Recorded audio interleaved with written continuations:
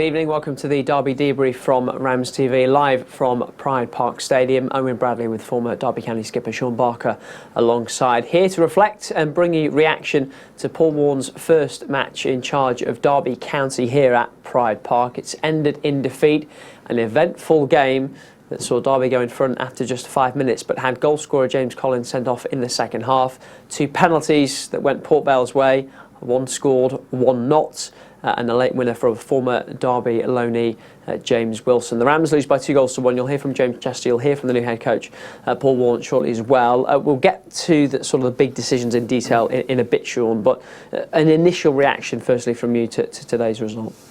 Disappointment. You were desperate for Paul to get his first win here at Pride Park. It started well. You know, on the front foot in the first 5-10 minutes. We were excellent in the first 45 minutes, especially on the counter. Port Vale put players forward, have decent possession, and we were catching them cold on the counter with Mendes, Lang and Barkhazen running forward. Great goal to score as well for Colo. Down the left-hand side, great finish. Barkhazen picks him out. And the game changes when you go down to 10 men. It was always going to be difficult from there. Yes, there were big calls from the referee. You can understand the frustration in the stands, but ultimately, just disappointment we haven't picked up the 3 points, because for long periods, especially in the first half, we've shown signs that we could create chances and can cause them problems. We talked ahead of the season, throughout the season so far, about the fact that for the vast majority of teams that come to Pride Park Stadium, it's going to feel like a bit of a cup final. Did we see that today? With Port Vale, sold out their location, it felt like a big occasion for them. And did Derby maybe not match that at times? I don't know. It's the fans, certainly Port Vale fans, made a lot of noise. The occasion was driven by big decisions, by big moments in the game. I thought Port Vale played with a decent amount of composure. I don't think they were overwhelmed by the occasion at all.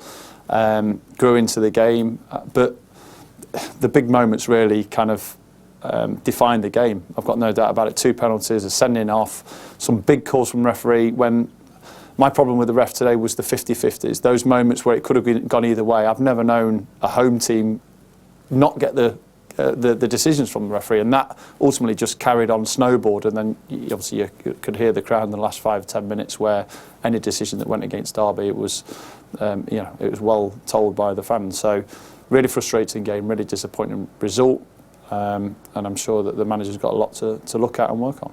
We'll return to the big decisions in a moment or two, but let's hear what the head coach has had to say. Here is Paul Warne. Paul, obviously not the start that you wanted here at Pride Park Stadium. What happened in that second half? Well, it was the start I wanted, because we scored after 5 minutes, could have scored after 6.5 minutes. It's disappointing, obviously. I thought first half we had really good passages of play. We were very good on the counter-attack, not as good in open play as possibly I would like, but very good on counter. We could have comfortably gone a 2 or 3 up first half, and you've got to take your chances when they come, obviously. And then second half, obviously the penalty hand, it was definitely handball. I hoped it was their arm, but it wasn't, so I can give the officiating credit for that. That only possibly, and then obviously the sending off's a massive turning point. I thought Colo and the centre half sort of were scrapping. I didn't think Colo had done anything more than the player. I mean, obviously I'm biased because I want a penalty for my team, but I thought the defender wasn't looking at the ball. He was just trying to keep hold of Colo. Colo's trying to get him off to be able to get a chance. They went to ground. I think Colo's frustrations got the better of him. I don't think he's connected with the lad, but he has hit the ground, so unfortunately, and that is a big swing. Can't knock the lad's effort. The effort was good to the very end, and you've got to have mishaps along the way, and it just seemed like today a lot of things that could go wrong did go wrong. A penalty first half definitely wasn't a penalty. So frustrating. The penalty second half is definitely avoidable. We lose the ball in the middle of the pitch, which isn't ideal for their second goal. And all in all, there's some really good bits I really liked, but collectively we need to improve. How hard is it to pull those bits out that you were pleased with after a day like that?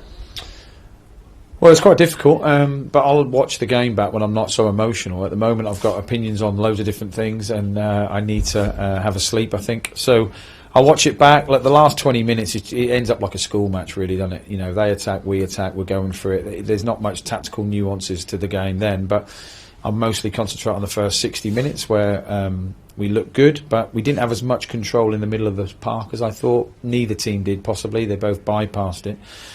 So I'll have a look at it, and you know, when we get the lads back in, I'll show them the things that we can help them with, and that's what we're here for. We're not, you know, I said it to the lads in the dressing room just then. We're not going to come in here and scream at you and throw cups at you. Like, we're here to help you and help you win games and go on a really good run. But we started really well, like I said, and a few things didn't go our way. Is the nicest way to put it.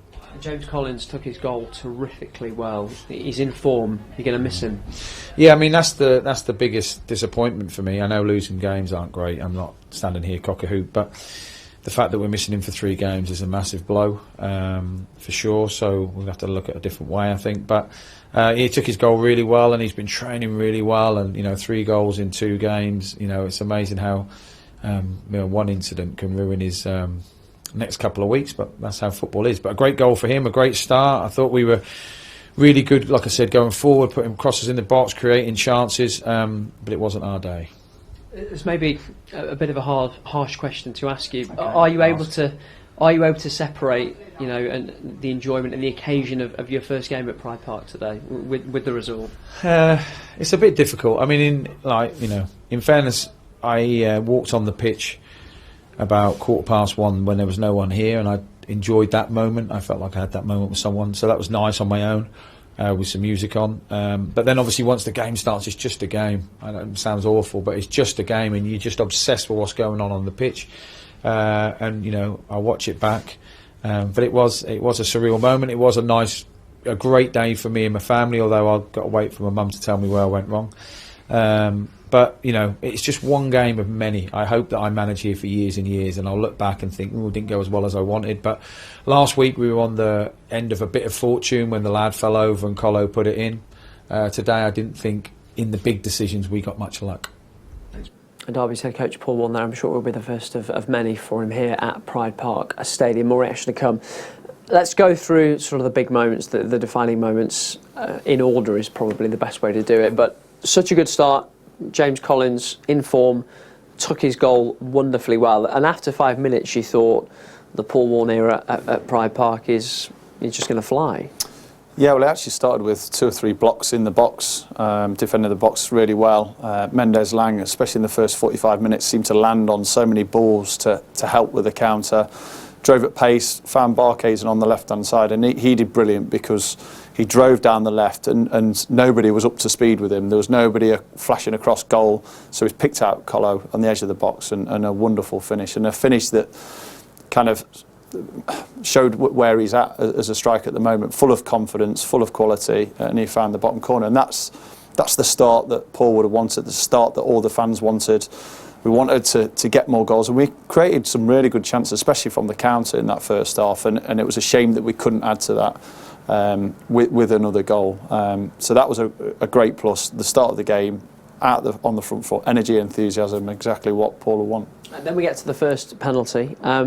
I've seen it back a couple of times. I'm not 100% sure. I think you're probably in the same position as me. But was the thing that aggrieved Derby the amount of time it seemed to take, and it only seemed to be given after the Port Vale players had surrounded the referee and then went over to the assistant? How did you see it all? The referee's got as much time as he wants. I thought originally that we'd got away with it. I thought Barkhazen stuck a leg out. You have to be so careful when you're in the box to stick a leg out for whatever reason. He went down and the referee continued to play on, and I thought at that moment we've got away with that one, and then obviously he pulls it back, penalty. I don't know if the linesman aided in making that decision. You look at it back and I can't tell if there's contact or not. I don't know, and that's why I can't say it's a definite penalty. It's definitely not a penalty. But what I will say, you always run the risk. If you stick out a leg in the box and somebody goes down, whether he's dove, whether there is contact, whether there's minimal contact, you run the risk of the referee giving the decision. And he made the decision, made the call, and at that point we're fortunate that he missed the penalty. No arguments about the second penalty though? No, none whatsoever. I think it reminded me of one of Curtis Davis last year where he rises up, puts his arm up, and it just catches the hand. You can't lead with your hand. Actually, not quite sure who it was. I'm not sure if it was Harahan or Stearman who actually got the booking, but it's a penalty. There's no doubt about it, and Harrison wasn't missing. There's no doubt that the sending off is the big moment, because at 1-1 it's anyone's game. But Derby going down to 10. It doesn't look good for James Collins. I don't think the intent is there, but you can watch the tape, you can see how it looks, and Derby are going to miss him for 3 games. Again, is Derby's major complaint not going to be necessarily with the decision for the red card, but almost with what led to it? That's probably the detail for the referee and the referee performance for me this afternoon. Again, you can't react like that, whether it was frustration, whether he was trying to put his hand to the ground, whatever it was, it looked bad, and I was fully expecting that if referee saw it to give a red card. You just can't do it in the game these days. But my problem with it was he gave a free kick. Now, you look at the defender, he's got his arms around Colo's got his arms around him. It's a 50-50. So if you can't give it one way or the other, you have to just play on. And he doesn't, he gives it against Colo reacts for whatever reason, and at that point, if he makes contact with the player, he rolls around, makes a meal of it, of course he does, but the referee makes the call of sending him off. And the problem with the referee for me today personally was those 50-50, those moments. There was the Louis Sibley one in the box where there's no way in the world that Sibley's fouled the defender. The defender's fouled him, if anything. There was one with Richard Stearman. Anything that was 50-50 just seemed to go Port Vale's way. That was my problem with the decisions, not probably the talking points, not the main incident. So really frustrating, and we're going to miss him because he's been a player that's been building up as the season's gone on, scoring goals, looking more like the complete centre forward with Dobbin alongside him. So not only the sending off today, but of course the matches that he's going to miss. But Derby can't blame anyone but themselves for the winning goal, can they?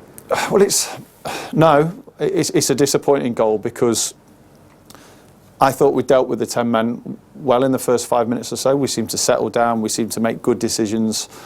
Jason Knight, who I thought was outstanding in the first 45 minutes, was growing to the game. As soon as you step inside the pitch, you can't lose the ball. He does. I think Erin Cashin should do more with the challenge. If you go into ground, you take the ball, the man or both. It doesn't really matter. And at that point, when the ball goes back to Wilson, he strikes it well. I think it goes through the legs of Richard Stearman and beats Wildsmith. So it was a good goal for Port Vale's point of view. But for us, in that moment, at that point of the time where I thought we were dealing with the 10-man okay, really disappointing goal to concede. Let's bring you some more reaction from the camp. We can hear from man of the match this afternoon, James Chester. James in control at half-time, and it just seemed to get away from you. How did you see that second half? I actually felt we started the second half quite well. I felt we created enough chances first half to perhaps be out of sight. But I just felt we gave away too many set pieces and long throw-ins that mounted pressure, and eventually we made a couple of mistakes with the penalties and the sending off, which took a toll on the result. Any frustrations from your perspective about the big decisions today? We don't feel the first one was a penalty, certainly. I think the second was blatantly a penalty. There's no arguments about that. I've not seen the red card, so I'm not too sure on that. But yeah, I think there's some frustration from ourselves, certainly with a few decisions that were made in their box. I think that perhaps could have gone the other way as well. But I'm sure these things will hopefully even themselves out over the season. And we're disappointed today, but we're confident in what we've got in the dressing room, and I feel like we can bounce back quite quickly. You kept going to the end. You must be pleased by the fact that you didn't throw the towel in. Yeah, the manager spoke to us in the change room. Then he was pleased with the energy and the commitment we've shown. But I think when the game goes down to 10 men, you're chasing it. It becomes a little bit erratic, and perhaps lose the good things that you're trying to achieve in the game. But yeah, we're pleased that we continue to push, and we're staying in the game. You're always a set piece or a decision going the other way to get something from it. Let's start with defender James Chester. Results from League One this afternoon. Wins for Exeter away at Barnsley, for Bristol Rovers, who beat Cambridge. Forest Green, good win for them at home to Bolton, that takes them out of the bottom four. Ipswich came from behind to win at Morecambe. George Edmondson, former Derby loanee, among the goal scorers there. Peterborough dropped points at home to Burton, who got an equaliser 15 minutes from the end at London Road. The leaders keep ticking over nicely. Plymouth with a convincing 3-0 win over Accrington. Same scoreline for Sheffield Wednesday over Cheltenham as well. And Shrewsbury just about held on to beat MK Dons by 2-1. Table then, Derby slipping to 10th. They're still 3 points off the top 6 after Bolton's defeat today. Derby do have a game in hand on most of the sides above them, 2 on the top 3 as well. And at the other end, Port Vale moving up a couple of places after their victory. MK Dons, Burton, Morecambe at the bottom 3 tonight.